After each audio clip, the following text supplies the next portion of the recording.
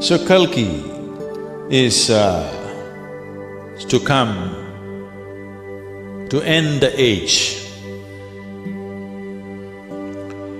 To end the age of darkness, he's supposed to come.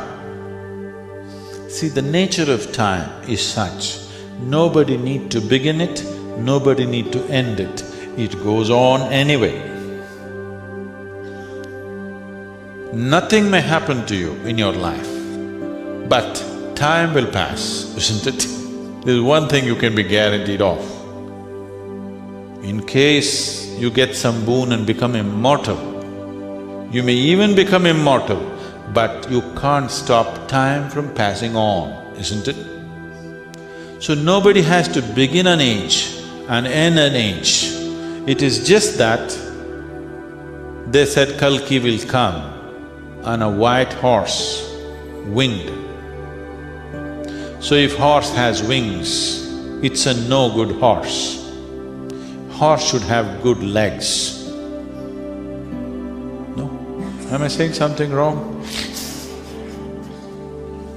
A horse should have 4 good legs, that's a good horse. A horse which has wings is a lousy horse. Yes or no?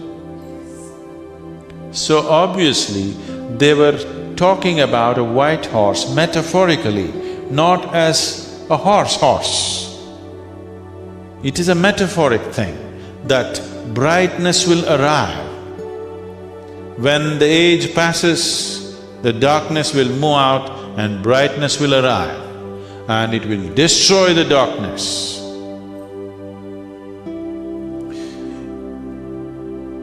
If the hall is dark right now, if I turn on a light, does it destroy the darkness? What is spoken metaphorically? What is expressed dialectically? Foolish scholars or exploiters along the way make it all into black and white facts, made-up facts. It is a metaphorical expression. As the solar system moves, it moves into a dark phase, and as it moves out, light arises. It will rain upon us. Even if you don't want to be, suddenly your brain will crackle and work better because you moved into a different age. As we were saying this yesterday, even today, even in a comic book, even in a child's mind, my intelligence worked means light. Yes or no? Isn't it so? I got a bright idea, not a dark idea. Understand? Because intelligence, always human beings have associated with light.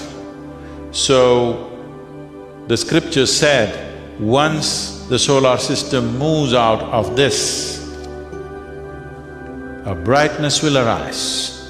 This is very beautifully expressed. In the different yugas, human beings use different dimensions of intelligence, different dimensions of communication. In the Satyuga, mind will be more important. Mind, not intellect, mind will be more important.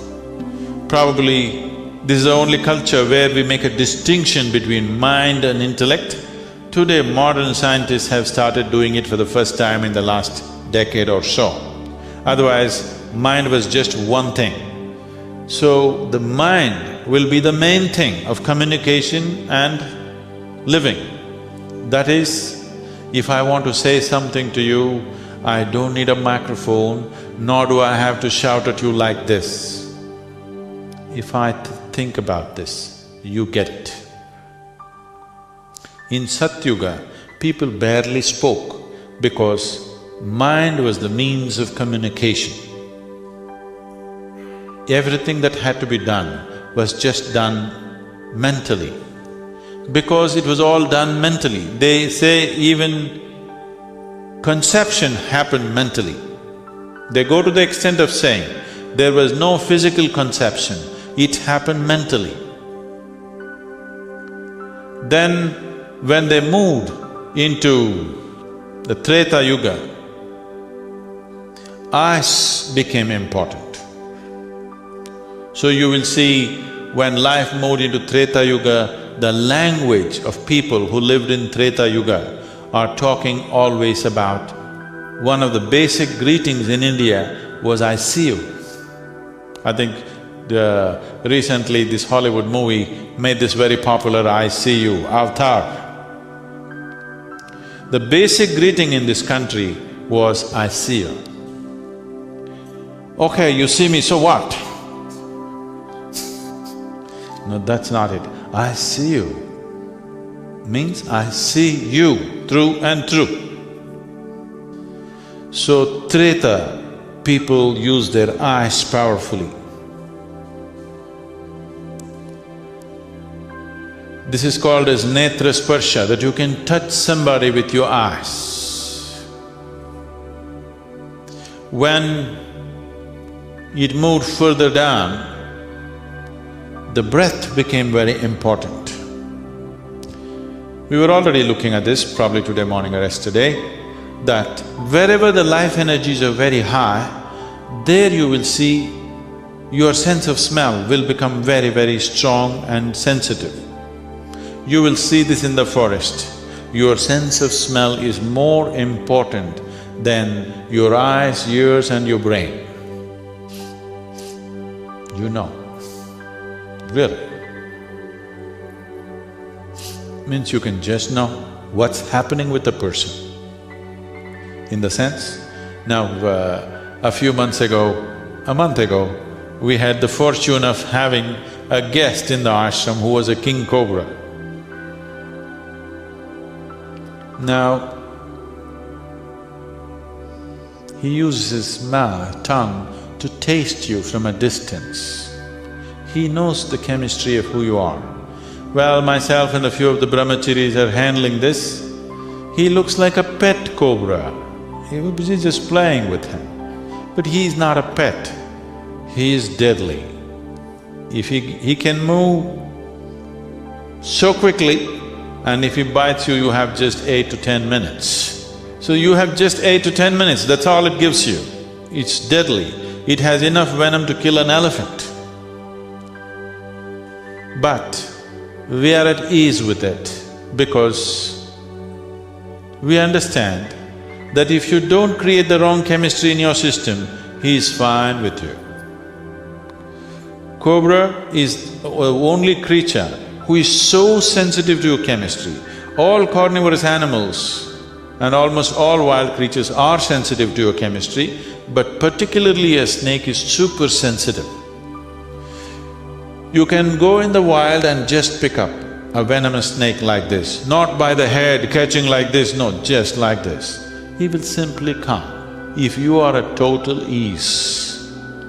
If you show a little anxiety, if your chemistry shows little anxiety, little fear, that's it, he'll go for you. Because he instantly knows what is happening in your system. So, he's perceiving this in a certain way. The reason why the yogis are always keeping a cobra next to them and the Shiva has cobra next to him is, in terms of the creatures that are available on this planet, a cobra has maximum amount of etheric aura around him. That means he is fabulous perception. So, for perception, this particular animal is helpful and his perception is something that all yogis bow down to because his perception is even better than most human beings ever can be because of the etheric aura that he creates around himself. So you will see in the story there are many tribes which call them Nagas, they have the necessary sadhana going to generate a certain amount of etheric aura so that they can perceive what others cannot perceive. Because only what you perceive you know, the rest is all rubbish. Yes? It may be said by me, it may be said by a god, it may be written in a scripture, but it is all rubbish unless you perceive it. These dimensions of perception, mental perception, visual perception, by smell, and now when it comes to Kali, human beings become totally verbal, their mouth becomes the biggest thing. So you need to understand this. The solar system is going through the yugas like this. If you are in tune with it, you are also going with these yugas. If you are above it, you can stay wherever you want. If you are stuck in your own things, the planet may be in Satyuga, you may be in your Kali Yuga. So every individual is still free to either transcend the yuga or be trampled by the yuga, or ride the yuga as it is. All the three possibilities are there. So Kali, or the end of the Kali, Kalki is supposed to come down on a white horse with wings. Don't get yourself a horse with wings, get yourself a horse with legs. This is funny, isn't it? But it was metaphorically spoken because the light or the intelligence need not necessarily come from you, it is coming because of a heavenly possibility, because the solar system is moving out of that phase. Your intelligence will come out bright and it's a gift from nature. It is dropping upon you. It is a celestial gift. Because it's a celestial gift and there are certain constellations which are seen as a flying horse. You know this? There are certain constellations which are seen as a flying horse. They said it will descend upon you and destroy your darkness. If you want to destroy darkness, nobody needs to fly on a horse and come down. If you just turn on a small light, darkness gets destroyed. Darkness is the most fragile thing. But even that people can't get rid of because they're employing wrong methods. Suppose we turn off the lights and it's dark and you decide, suppose this hall is dirty, if I tell you clean it up, all of you with great enthusiasm, if you go, probably in 15 minutes' time you can have the hall cleaned up. Now the hall is dark, then I tell you, get this damn darkness out. If all of you go with great enthusiasm, till you die, if you do, still it will not go. But if you turn on a light, it will go. That is the nature of darkness. That is why a light being on a flying horse came down and took away the darkness. Unless you have still allowed it to live within you.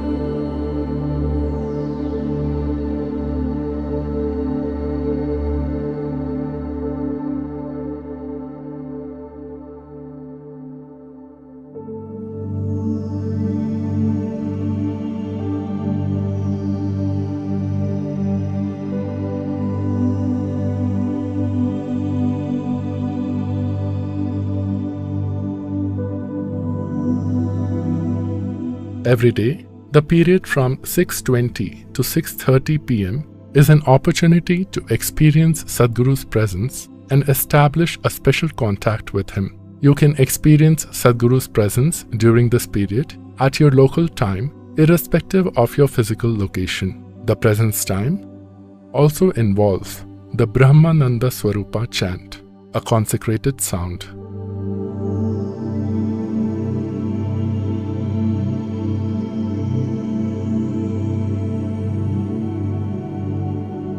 Here, the Yoga Center, We invested a certain amount of energy, a phenomenal amount of energy, that even if you're like a stone, we can shake your spine a little bit. We can have you reverberating, no matter who you are, if with little willingness if you come. If you come with unwillingness, we are willing to work with you. So we invested energies, and particularly for those of you who are little resembling rocks, I'm not saying rocks in a negative way, you know you're rock. That's not negative. You rock is just grammatically wrong, so I'm saying you are like a rock. Even if you are like a rock, well, we set up times of the day. Morning, evening, we set up times, because many of you don't see a morning in your life. I'm not talking to those people who live here, we make sure they see the morning. Those of you who come from other places and those of you who are on the live stream, if you've not seen a sunrise, I don't want to disturb your lifestyle. So evening, 6:20, we have set a time. At that particular time, there is a certain concentration of energy. Particularly if you've been initiated, it'll be very strong. Even otherwise, if you use some kind of thought, emotion, image to get connected to this space, we can see that that particular time works for you as a strong presence. So, between 6:20 and 6:40, these 20 minutes, all this costs life. We've invested a certain amount of, certain dimension of energy. Whatever time zones you are, your local time, 6:20, morning or evening, you could become available to this. We will spend a few minutes in this presence, keep your hands open, eyes closed, slightly upturned face. Kannu moodi ukkaandu konjam mukham mel mukhama vechi kannu moodi ukkaandukalam.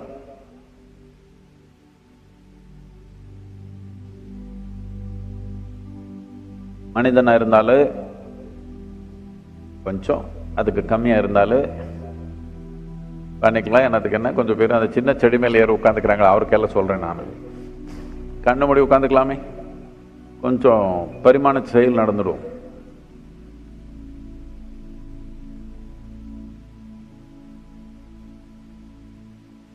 Say this after me very gently, மெதுவா கொஞ்சம். என் பின்ன சொல்லலாம், என் கூட வேண்டாம், என் பின்ன சொல்லுங்க. ब्रह्मानंद स्वरूपा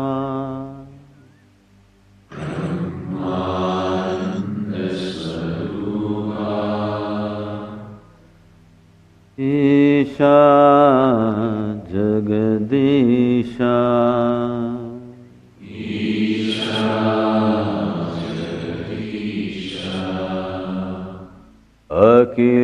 अखिलानंद स्वरूपा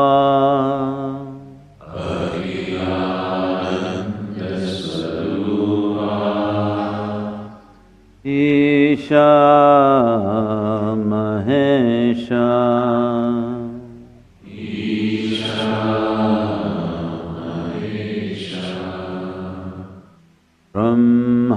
ब्रह्मानंद स्वरूपा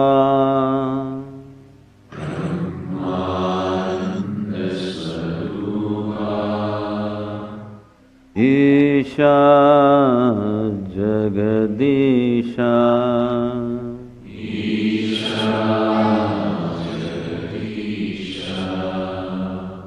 Akhilananda Swarupa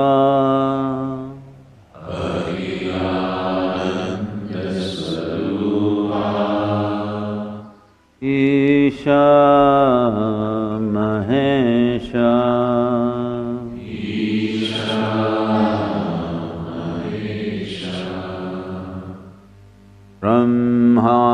Brahmananda Swarupa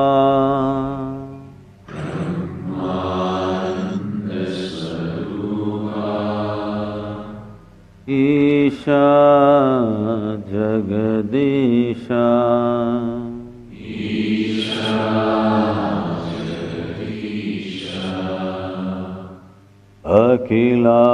Akhilananda Swarupa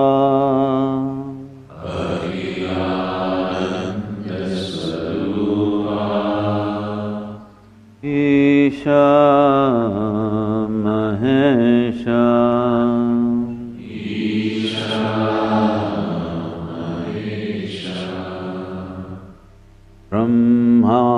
Brahmananda Swarupa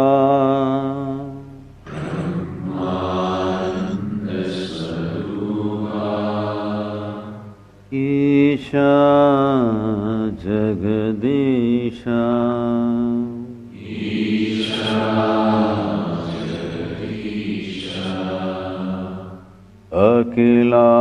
Akhilananda Swarupa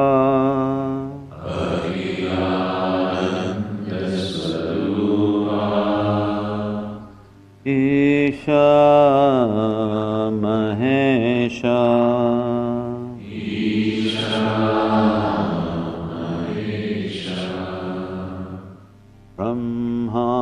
Brahmananda Swarupa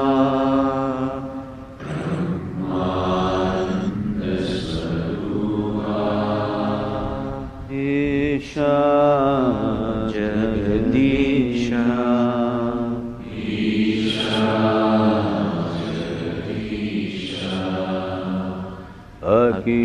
Akhilananda Swarupa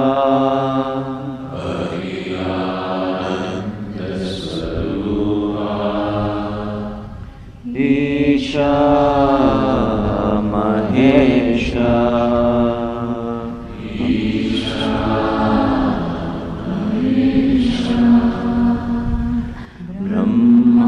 Brahmananda Swarupa Isha Jagadisha Akhilananda Swarupa Isha Mahesha Brahmananda Swarupa Isha Jagadisha Akhilananda Swarupa Isha Mahesha Brahmananda Swarupa Isha Jagadisha Akhilananda Swarupa Isha Mahesha Brahmananda Swarupa Isha Jagadisha Akhilananda Swarupa Isha Mahesha Brahmananda Swarupa Isha Jagadisha Akhilananda Swarupa Isha Mahesha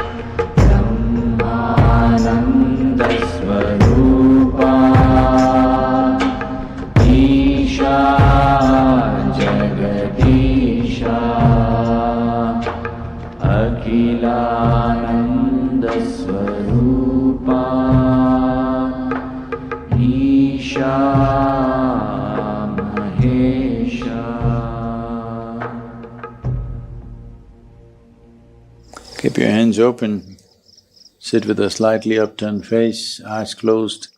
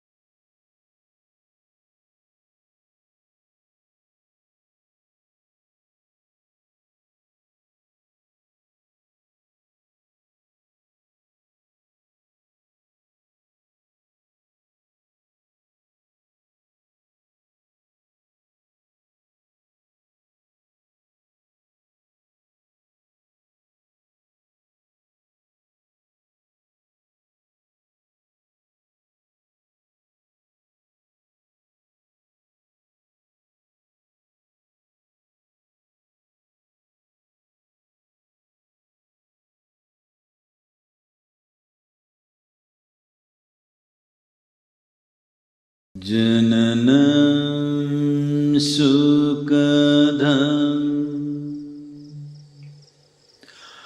maranam karunam milanam maduram smaranam karunam kalavashadiha sakalam karunam samayadipate akilam karunam.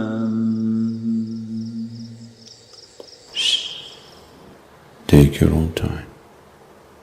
Take your own time. Slowly, very, very slowly. Open your eyes. Bharatam Mahabharatam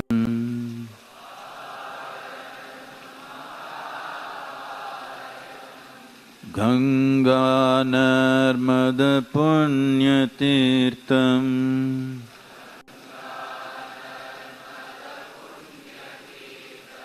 Sindhu Saraswati Kaveri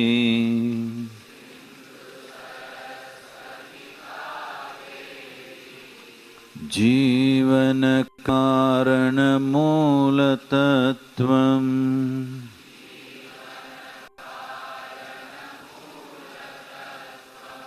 Nadirashtrasya Maha Amritam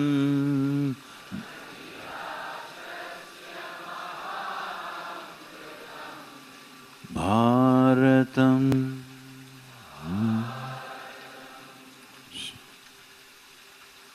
எல்லாருக்கும் வணக்கம். அங்கே பார்த்தா முத்தையா இருக்கிறாங்க, அவருக்கு மேலே இவர் வானவராக இருக்காங்க, ஈஸ்வரையா இருக்கிறாங்க. இவரெல்லாம் தமிழ் பேசிட்டு இப்போ நான் தமிழ் பேசினா நல்லா இல்லை, அப்படி தானே?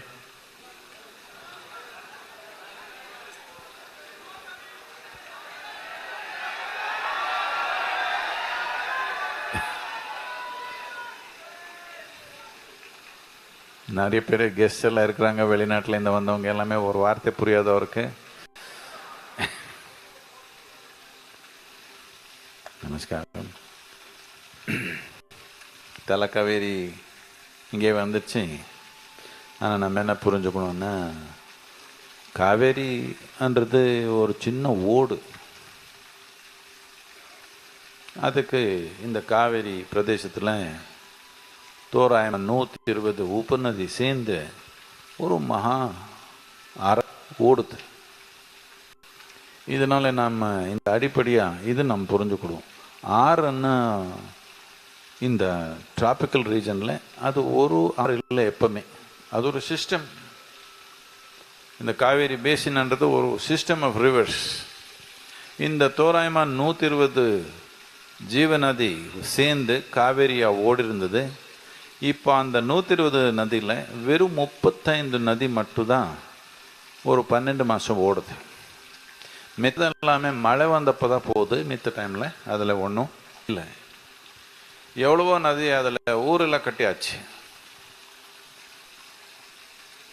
இப்படி இருக்கிறப்போ காவேரி எதுக்கு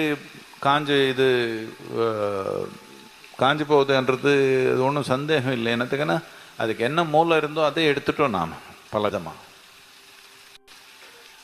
இன்னொன்று என்ன நாம் புரிஞ்சுக்கணும்னா, ஆறுன்றது ஏரின்றது கிணறுன்றது தண்ணிக்கு இல்லை நீருக்கு மூலம் இல்லை.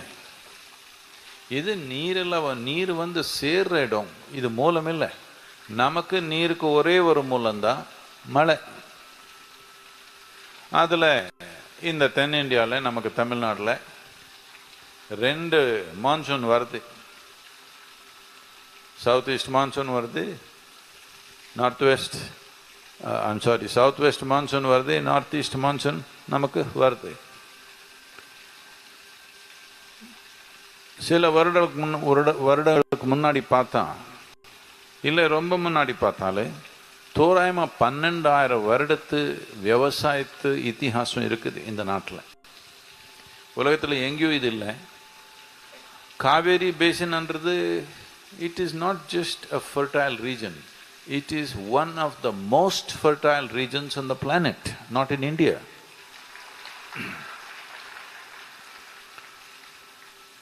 ஒரு கையளவுக்கு மண் எடுத்தா இந்த நிலத்தில் 10,000 50,000 விதமான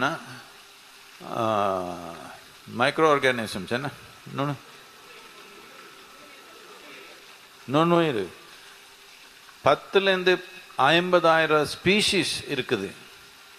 ஒரு கையளவுக்கு மண் எடுத்தா அதில் எவ்வளோ நுண்ணுயிர் இருக்குதுன்னா, இந்த உலகத்தில் எவ்வளோ மனிதர் இருக்காங்களோ அதுக்கு மேலே நுண்ணுயிர் ஒரு கை அளவுக்கு மண்ணில் இருந்தது. இதில் எது வேணாலும் பண்ண முடியும். நாம் வச்சுக்கணும். இந்த கலாச்சாரம் வளர்றதுக்கு முக்கியமானது இந்த தென்னிந்தியாவில் நடந்த விவசாயம்.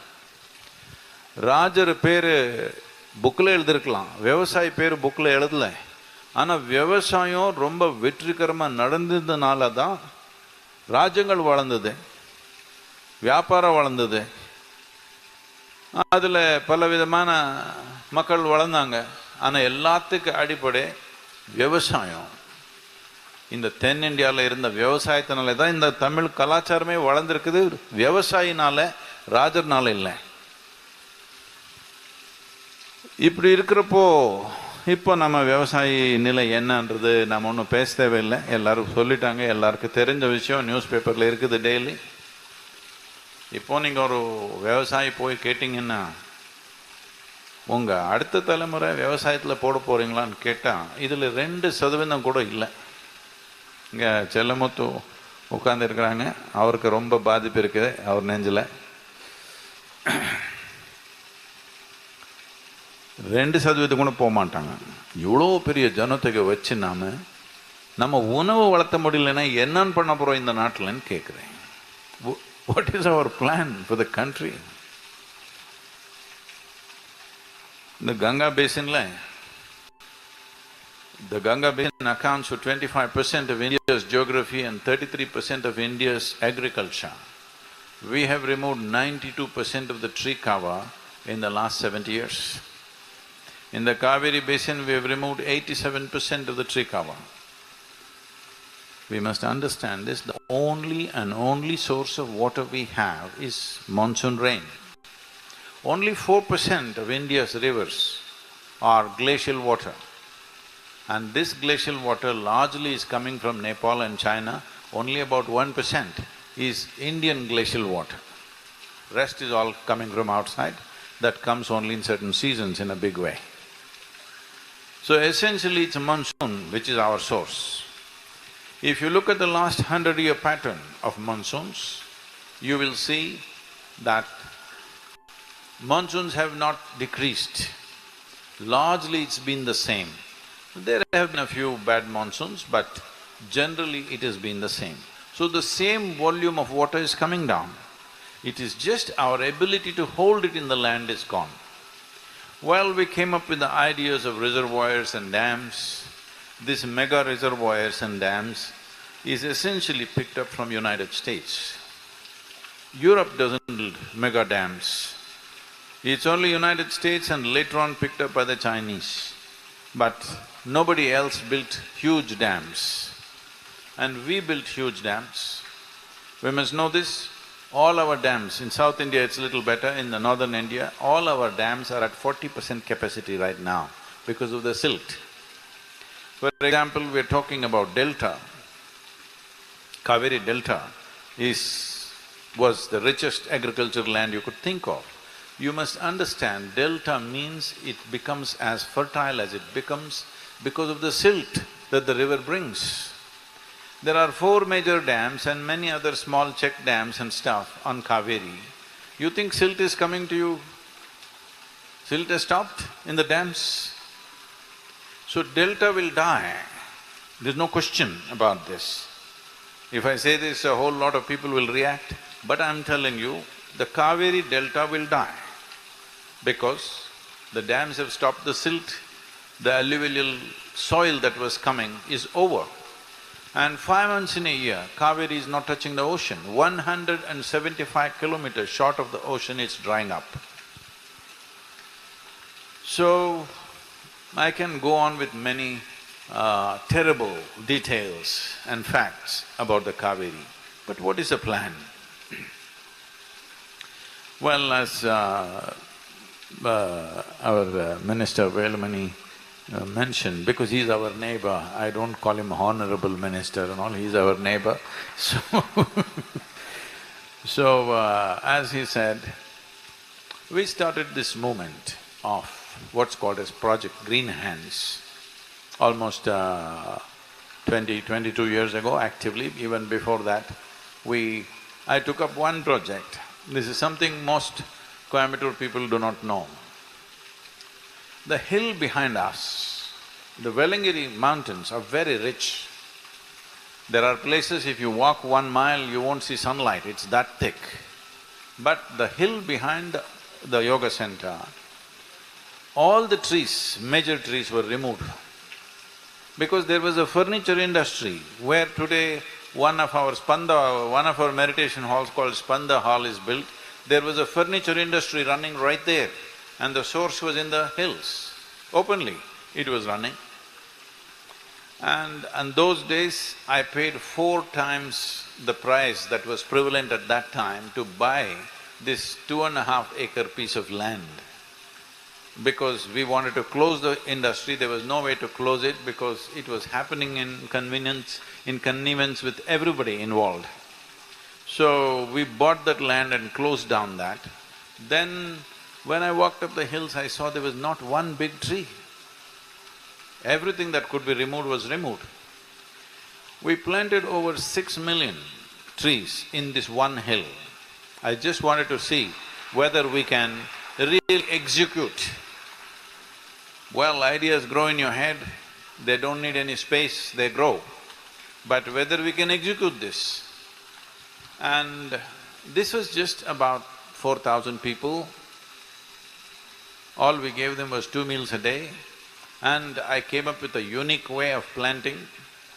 In about, I think about 21 days, we planted. Today, you must come and see this, you shouldn't go by what I'm saying. You must walk up this hill and see, all the trees are around 20 years of age. Because it was planted in just a matter of 20 days. And when I saw the success of this, the temperatures in the yoga center used to be in summers, the temperatures in yoga center would be at least 3 to 4 degrees higher than Coimbatore city. It just freaked me, how is this? The city has a cooler temperature, right next to the mountain we have a higher temperature. Then I realized the only problem is this, that when the summer, once the grass dries up in the hills, it is radiating so much heat for us. Today you come and see in the month of April, May, please come to yoga center for a day, you will see our temperatures are at least 4 degrees less than the city. Why I'm bringing this up now is, I'm saying it can be done.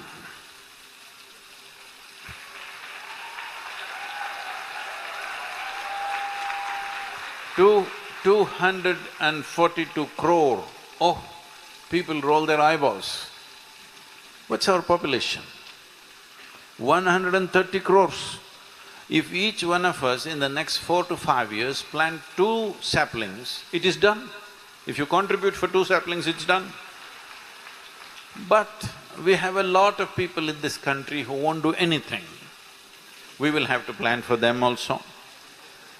There are some people who are continuously abusing me and they said, this is not going to work, this is corruption, this is going to happen, that's going to happen, they're going to steal the money. I said, please count those people, for all of them we'll plant 10 trees. What else to do?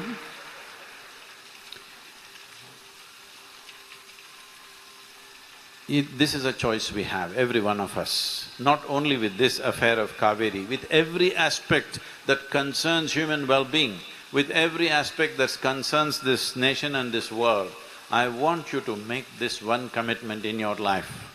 That is, from now on, you will always see, there are 1,000 problems, but you will always see how to pick a solution out of a problem, not problem out of a solution. This one commitment will you take today? Hello? Huh? Wherever you see a problem, just use your brains, what is the solution? No, wherever anything comes, what is the problem?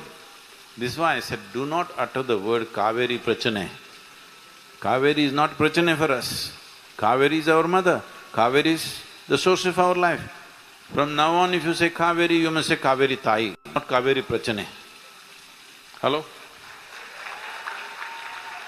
You're all getting sleepy, I know.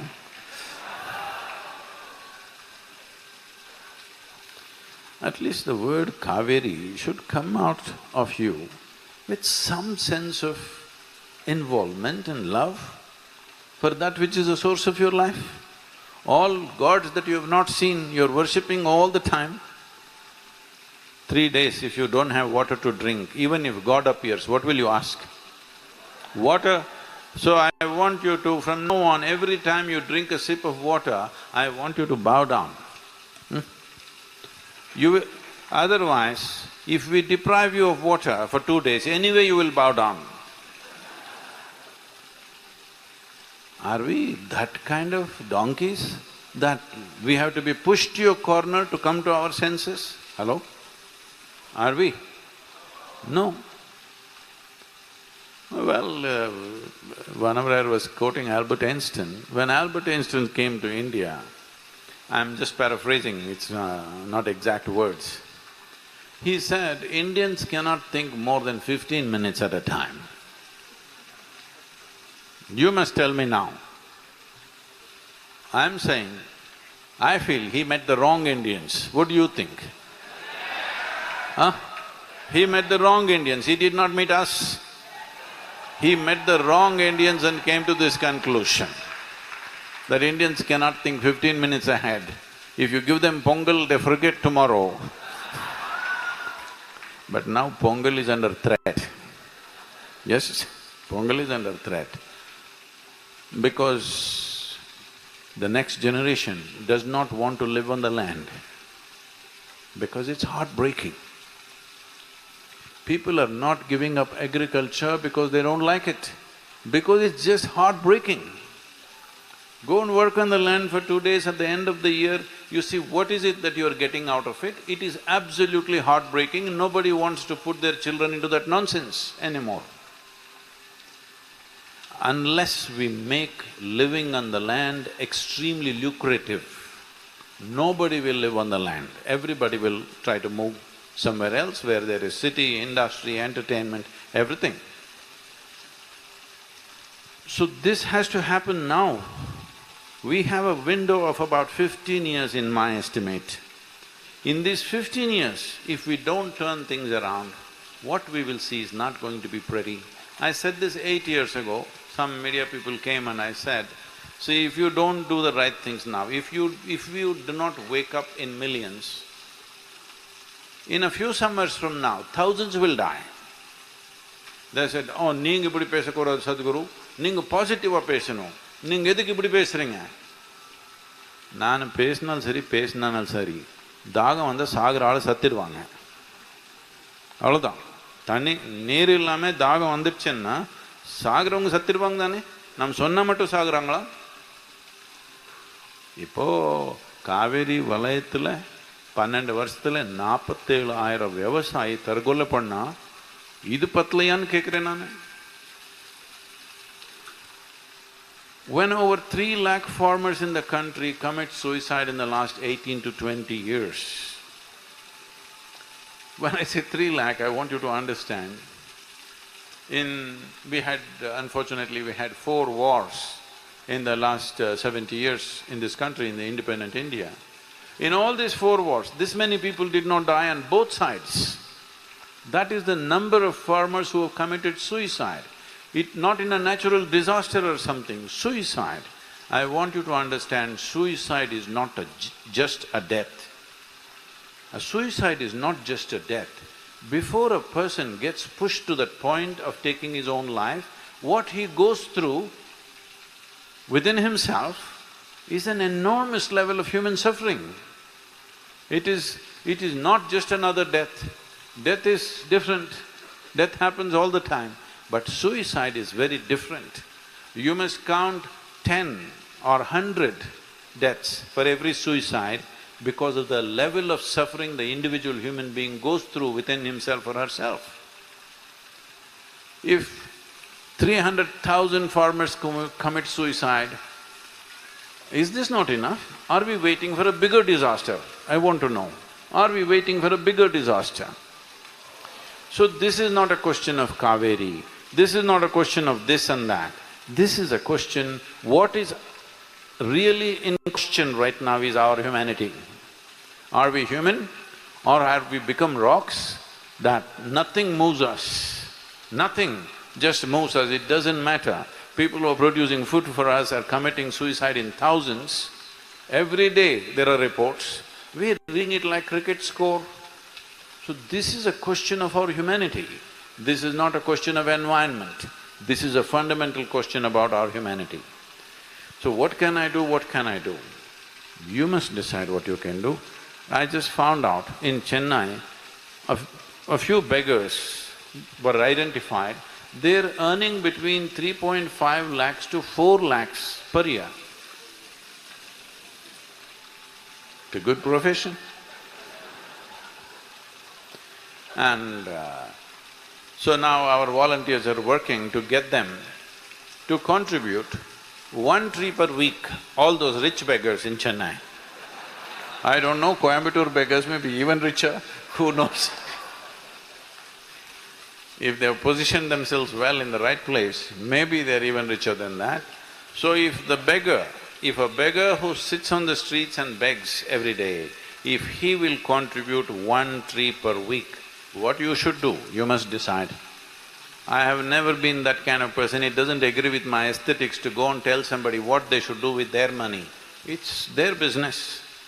But this is not my work, this is not Isha Foundation's work, this is a generational work. As a generation of people, will we do this or not, is the only question.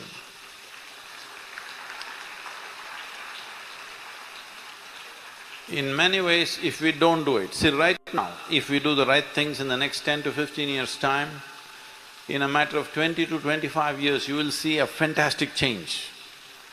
Because what I'm talking about is, this 242 crore trees, if it comes up, by the time they're 10 to 12 years of age, it will sequester something like 9 to 12 trillion liters of water. 12 trillion liters of water, to give you a context, the entire river flow, the entire flow in the Kaveri river is 21.2 trillion liters. 12 trillion liters means your wells will be full, your tanks will be full, your river will flow, all the 120 rivers which are tributaries to Kaveri will flow, and Kaveri will flow 12 months of the year.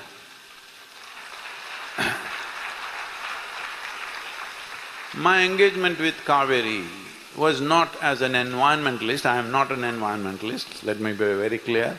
I am definitely not a scientist, nor am I an activist. I just don't know how to forsake my humanity and just go on with my life. That's the only problem I have.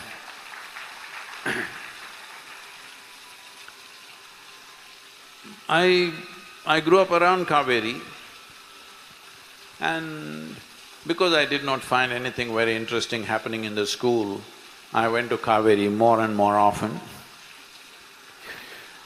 My engagement with Kaveri was just like how the worms and the insects and the tiny fish and the tadpoles were engaged with Kaveri, my engagement was just like that.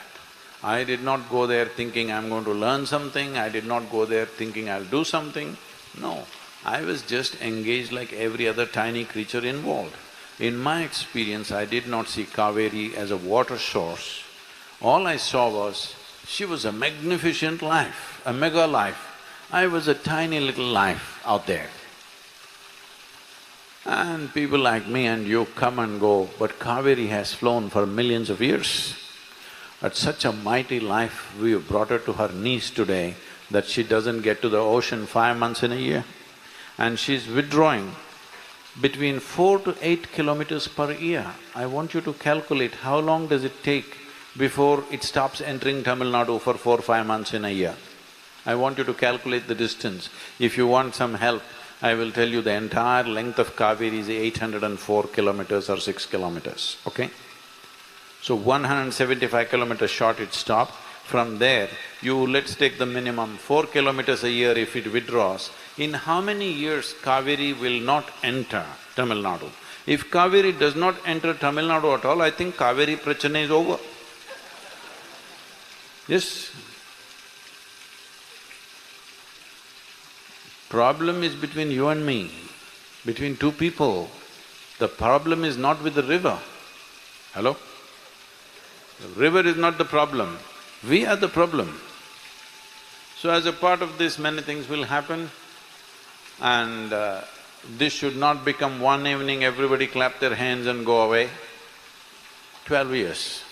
Are you with me? Because this is what is lacking. You know, somebody insulted us, a very great man in the world, he insulted us saying we can't think 15 minutes ahead. Will you prove him wrong? Many of Albert Einstein's theories, brilliant as they are, have been proven wrong by other scientists. I want to prove this one statement absolutely wrong. Hello? People of Coimbatore, I'm asking you, shall we prove him wrong? We can think ahead, decades ahead, and execute what we want to execute. We are not that kind of people that we can't think 15 minutes ahead. He met the wrong Indians. He didn't come to Coimbatore. Now as a part of this, many things will unfold. The next level, tomorrow at noontime, we have a meeting with the Chief Minister of Karnataka and his entire team. Most probably tomorrow evening, the details of the decisions they take will be announced or in the next few days. So, Karnataka government is full on and you see Tamil Nadu government is full on. Farmers are super enthusiastic. The government's willing to do and fulfill their responsibilities. Now it is the responsibility of the people to stand up and do what we can do. Otherwise this won't happen. In our lives, if we do not do what we cannot do, it's not a problem. But if we do not do what we can do, we are a disastrous life. I'm only talking about this, that you and me, our life should not be a disaster. We will do everything we can do. What we cannot do, what to do? What we cannot do, there's nothing to do. But what we can do, we must do in our lives, otherwise what's the point of being alive? So this is not an impossible project. 242 is not too big a number. Yes, if you try to plant along the streets, in your house, all over the place, it's a very big number. But do you know how many saplings of paddy farmers are planting in a year? Do you know? Nobody can count. It's in millions and millions or like that, probably billions. So, once it becomes an economic activity, it will multiply. What we need to do right now, I request Mr. Ishwaran and Velumani and all the others who have whatever kind of influence you have, this is all we need to do. We can start with Kongonadu itself. That in every taluk, if we establish 250 to 500 farmers into agroforestry, believe me, in 5 years' time you cannot stop it, because by then everybody sees the economic benefit. After that you cannot stop it, not in Tamil Nadu, in the entire country, in the tropical world you cannot stop it. When I was last year we launched a scheme called A Decade of Action for Water with United Nations. I'm part of that. And when I spoke to the experts there and I said, see, this is what I'm planning to do and this will work. They looked at this entire plan and they said, Sadhguru, this is fantastic, this must be done. Then I said, are you with me? They said, no, no, the way our institutions work is, first we must have a demonstratable model. I said, I can show you 1,000 demonstratable models in nature. They said, no, no, not like that, you must do it. I said, what kind of thing is this? So now, Kaveri can become the demonstratable model. The sooner we do it,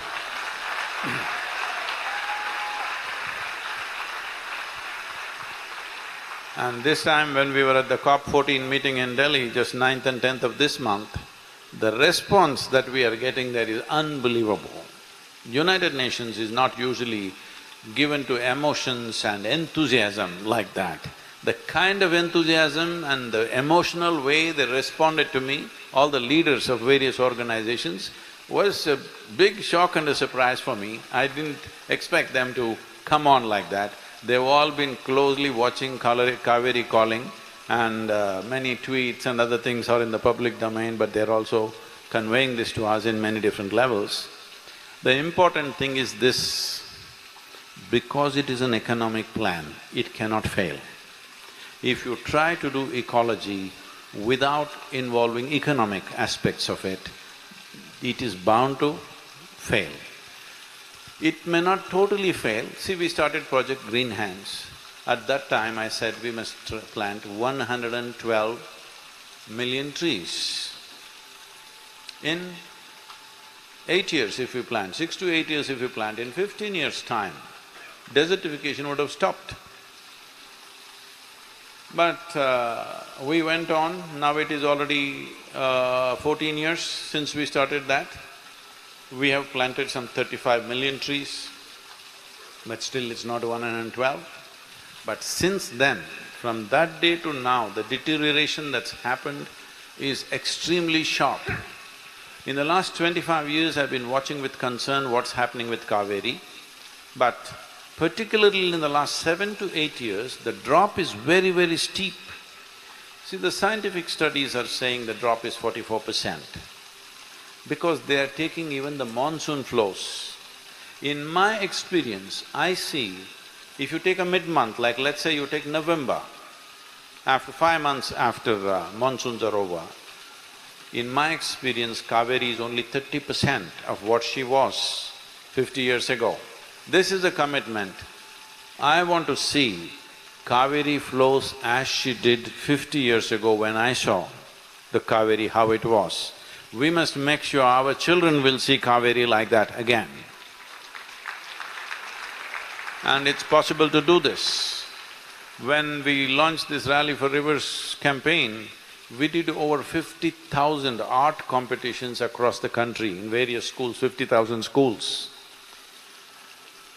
And many children, when they were asked to paint the picture of a river, they've just painted brown sand, because that's all they've seen.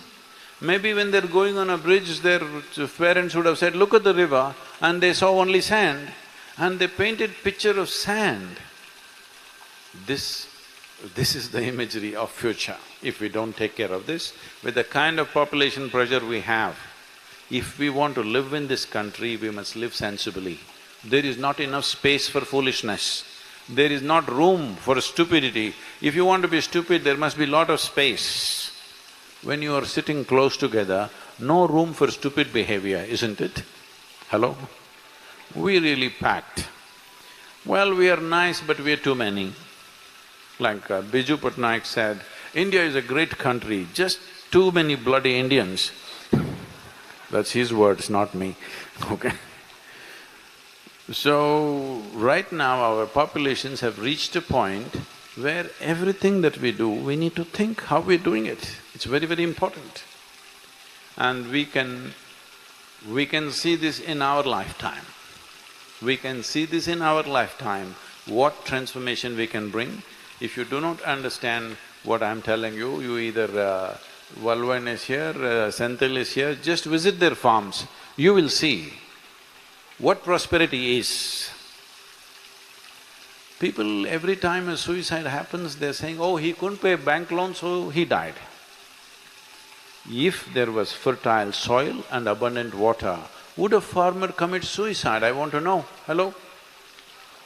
If there was fertile soil and abundant water, no matter what his financial situation, would he commit suicide? Definitely he would not. That's all we need to put back. There are enough studies to show if you increase… this I'm saying in Chantil's farm, if you increase the organic content in the soil by 1%, 1 acre of land can sequester 60,000 liters of water. That's what it can do, just 1% increase in organic content. United Nations has fixed a standard that to call soil as soil, there must be 2% organic content. But my experience as a farmer and being engaged with land, I feel 5 to 8% organic content is needed if you really want to grow anything that you wish to grow. But they're setting minimum as 2%. But today, the organic content on an average in Tamil soil is 0.68%. And in 12% of the land, it is 0.025%, that is almost a desert. In 42% of the land, it is 0.05%. This is where we are. If you want to put organic content back in the soil, there are only two ways: leaves from the trees and animal waste. We are also pushing for a law with the center that anybody who owns a hectare of land must have 5 bovine animals on the land, it's a must. Otherwise you must be dispossessed of the land because you're killing the nation. You may think it's my land, it's not your land. You don't own the land, you're only a custodian for your lifetime. For a few years that you live here, you are a custodian of the land, you are not really the owner of the land. At the most, you can get the privilege of being buried there. Yes, that is a privilege you can have because you make good manure. All of us make good manure, so that is a different matter. But we must have trees and animals on the land, otherwise we are not giving land to the next generation, we are just giving sand. So as a part of this, we are looking at how to start a substantial,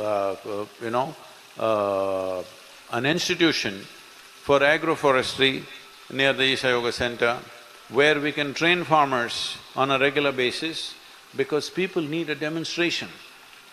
Like Ishwaran said, if you can convince them, for convincing there must be a place to see. Now I have to say, go to Gopichettapalayam, go to this place, go to that place, this is not going to work. We want to dedicate a certain amount of land with an institute where people can come and stay for 3 to 5 days, learn about it, actually witness the crops that they are growing, the major crops that are being grown in Tamil Nadu. These crops must be grown along with the trees and show how the yields are. Proper scientific recording of how the yields are so that there is a living demonstration without… because farmers have heard lies and lies and lies from everybody, they don't trust a word that anybody says unless you can show a demo. Today they're responding to me the way they're responding simply because of these 18 years of agroforestry movement. They know it has worked for somebody, but still they have not seen. But we want to create a place where they can actually witness that this really works.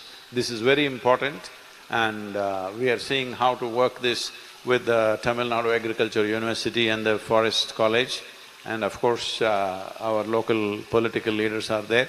We have to make this happen because a demo that anybody can visit from across the country, the farmers can come, stay there for a few days, experience how to grow different types of crops along with trees.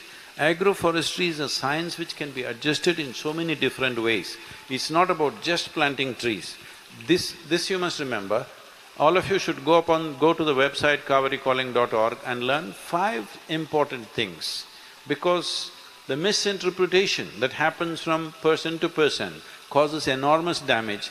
Just pick up 5 important points of what is agroforestry and In the next 3 months, at least tell 100 people, this is what agroforestry is. You may not meet a farmer, whoever you meet, make this a point of conversation. Make this a point of conversation because this is an important conversation that all of us need to have. Please, let's make this happen. Thank you very much. And I've had some of the most embarrassing moments sitting here on stage, the kind of words that they're using, but I thank them for being here today and being a part of this. Thank you very much.